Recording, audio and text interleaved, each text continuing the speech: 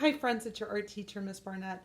And this week we've been talking about the artist subject of still life, which uses decorative objects and natural materials to create a composition or a interesting setup of different materials that we're going to draw today. We've also been talking about value, light and shadow. So remember, a value scale is an artist tool. We can see one here on my color wheel that goes from dark all the way to white, and it develops lights and darks. So we're going to be using black and white today for our media, so you don't need any color. I'm going to be using oil pastels, a white and a black one. You could use white chalk or black chalk or charcoal. You could use a pencil would work very well for this assignment. Anything, a white crayon and a black crayon might work if you're thinking about pressure instead of mixing like we're doing today. But I'm going to be using an oil pastel. I'm also going to be working on a gray sheet of paper. This is just going to help us hit the midtones. I'm going to put a whole stack of this in the lobby of the school. So if you want a piece of this paper, the week that I put this assignment out, I'll have the paper in the front of the school for you to come up and get.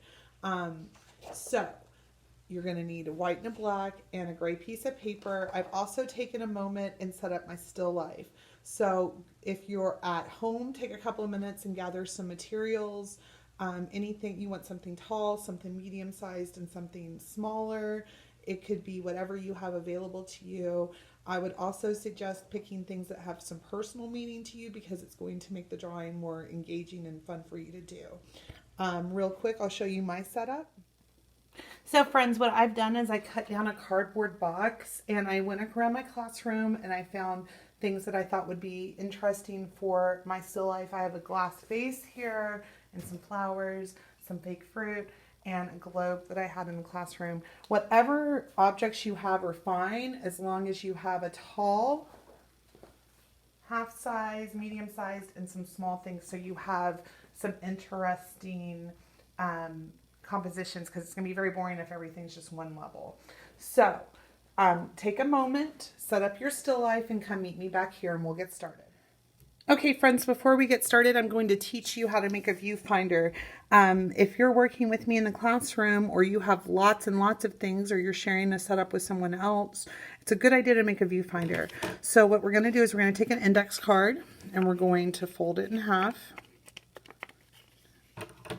without creasing it because we don't want it to get messy. And then we're just going to cut out a square just like this. And then when we open it up, we have a nice viewfinder tool that we can use to set up our composition.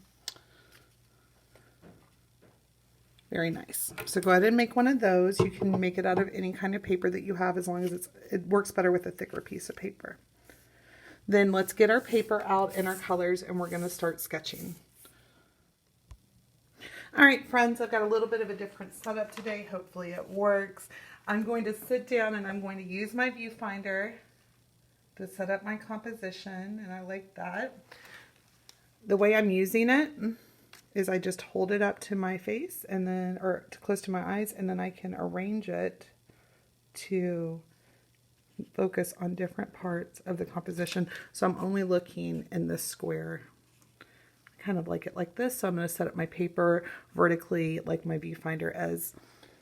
Then we're going to focus on contour. So remember, contour just focuses on the outline of the shapes and any shapes that are on the inside of the object. So this would be part of the contour, but I'm not going to focus on anything else right now. And I'm going to start time-lapsing. So I'm going to draw the outlines first. Here we go.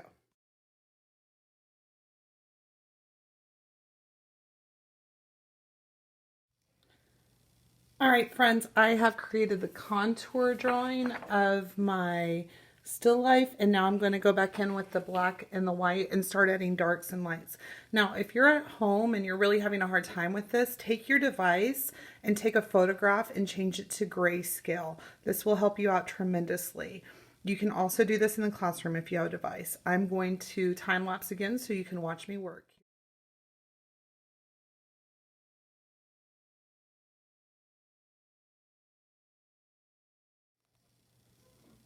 All right, guys, as you're working on this, I want you to maybe focus on the darker spots here and build up those darker areas. Look at what's behind other things. That'll create a cast shadow. You could also look at the highlights. So where the white light is reflecting really hard, we want to make sure we put those in with the white. And I'm just building up these values as I see them. If you're using an oil pastel like I am, it's very easy to go in on top and lighten up these colors. If you're using charcoal or chalk, you might have a little bit of a harder time. So, you know, don't stress, do your best, forget the rest. We're all just learning here together. Some lighter. You might also want to have a paper towel or another clean piece of paper to clean off your oil pastel as you're working.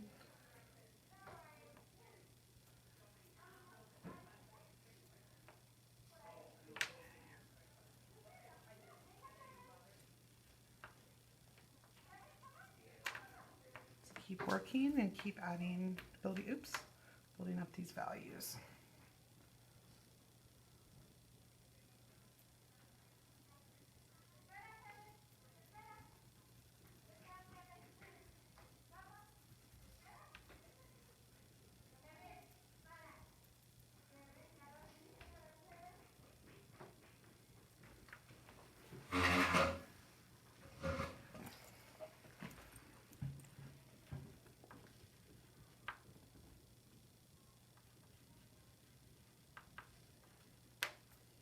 You can also use your finger to blend or a paper towel to blend. Good. Looks good, guys. I'm sure yours are looking really good too.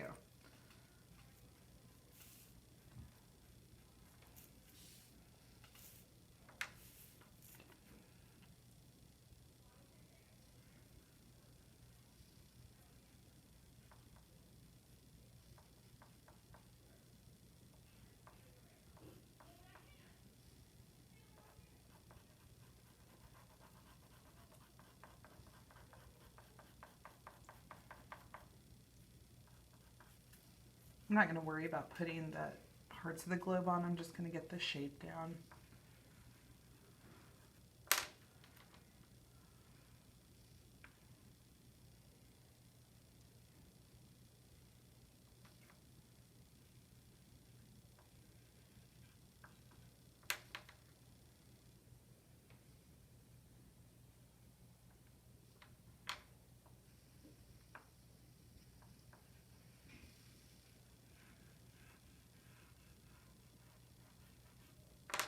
Some of this highlight here up at the top.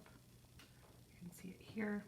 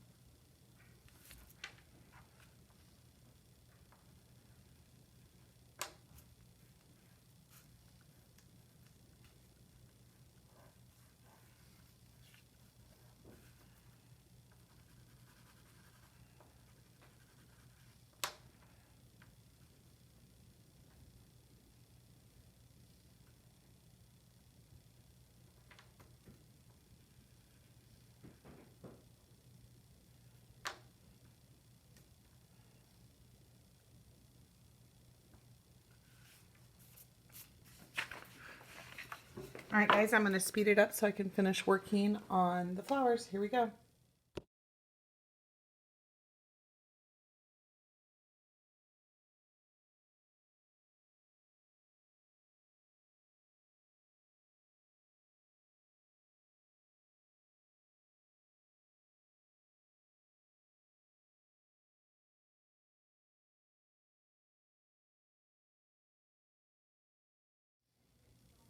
All right, friends, here is my light and shadow still life project. Don't be intimidated, guys. Remember, I've done this a bunch of times. I've had tons and tons of practice. I just want you to give it an attempt. Do your best. Don't stress. Forget the rest. Okay? So I hope you have as much fun learning about this. Don't get too anxious. Just breathe into it and relax. I will talk to you guys later. Have a great time. Bye.